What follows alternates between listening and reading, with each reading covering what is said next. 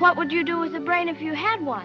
Welcome to Bounding into Comics. My name is Spencer Bakuli, your friendly neighborhood associate editor, and I would like to welcome you to another edition of the Daily Stupid, where we cover some of the most idiotic things happening around the world and on the internet.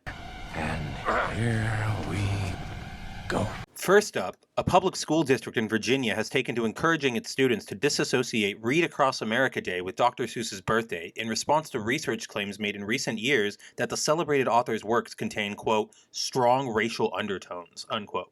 In a statement issued by spokesman Wade B. Byard, the Loudoun County Public School District explained that, quote, given this research and LCPS's focus on equity and culturally responsive instruction, LCPS has provided guidance to schools in the past couple of years to not connect Read Across America Day with Dr. Seuss's birthday exclusively. We want to encourage our young readers to read all types of books that are inclusive and diverse and reflective of our student community, not simply celebrate Dr. Seuss. Dr. Seuss and his books are no longer the emphasis of Read Across America Day, unquote. While there are some instances of Dr. Seuss's work featuring less than politically correct imagery, such as the stereotypically dressed Chinese man in And to Think I Saw It on Mulberry Street, or the depiction of the two native African men in If I Ran the Zoo, these instances are more indicative of the time period wherein he wrote the books rather than any sort of bigoted ideology.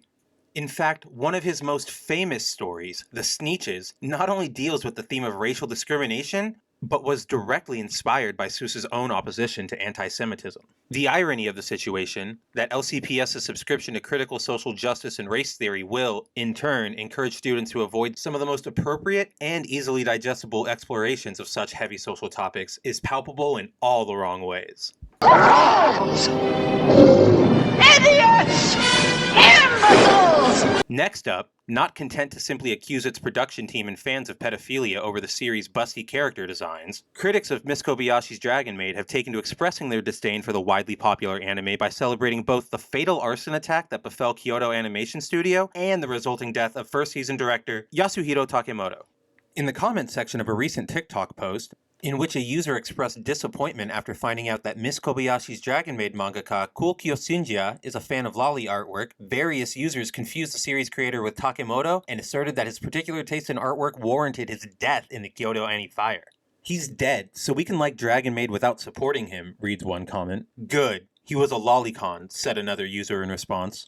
When the original poster claimed that Takemoto's death was, quote, kinda funny, unquote, another user declared that it was, quote, honestly deserved, unquote. I'm sorry, but this probably goes far beyond stupid and touches on the realm of the absolutely disgusting, as not only are these assumedly very young fans, given the platform and rhetoric being used, reveling in the hypothetical death of a man based solely on his enjoyment of lolicon artwork of fictional characters, but they're doing so while undeservedly claiming a baffling moral high ground. Enjoy the social media clout, Miss Kobayashi's Dragon Maid critics. I hope it's worth your humanity.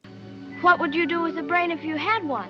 Third on today's list, Dutch poet Marieke Lucas Reineveld has announced that he will no longer translate the works of Black American poet Amanda Gorman following a wave of backlash from outraged critics who took issue with a white individual translating the writings of a black artist activist. One argument that gained widespread attention was put forth by Dutch cultural activist Janice Doel and claimed that the black poet's work should be handled by a, quote, writer who is, just like Gorman, spoken word artist, young, female, and unapologetically black, unquote.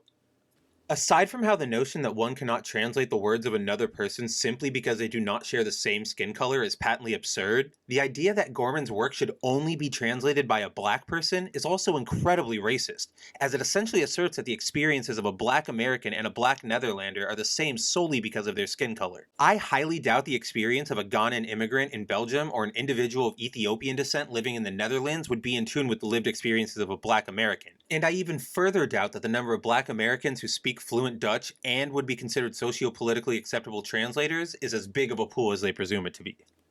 Furthermore, by so drastically limiting the demographic of people who can appropriately touch the work of another, one greatly reduces the chance that a given work will even be translated in the first place, thus denying an entire audience the chance to experience and interact with the artist's words themselves.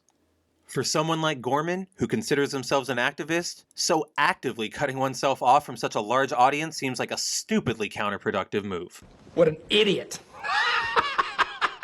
And finally, translator Sarah Moon, whose previous work includes the anime series Lovely Complex, boasted to her Twitter followers on February 27th that she had just translated the word yatsura, Japanese for they, into incels for the English release of an unidentified video game.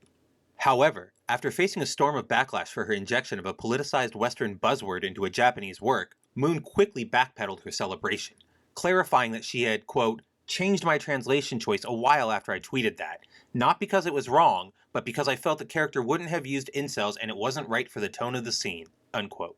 Personally, I fail to see how Moon's use of the term could have been anything other than an intentional act of agitation towards anime fans, specifically those who have long asked for nothing more than translations of Japanese media to remain as faithful as possible to the original intent of the author's work. After all, what possible benefit could announcing the use of a sociopolitical Western term that you ultimately didn't use pose to someone in an industry attempting to gain back trust amidst a period of heavy fan skepticism other than a moment in the spotlight on social media and the chance to play the victim? Who knows? Maybe that's what Moon was going for. Are you crazy? Or just plain stupid?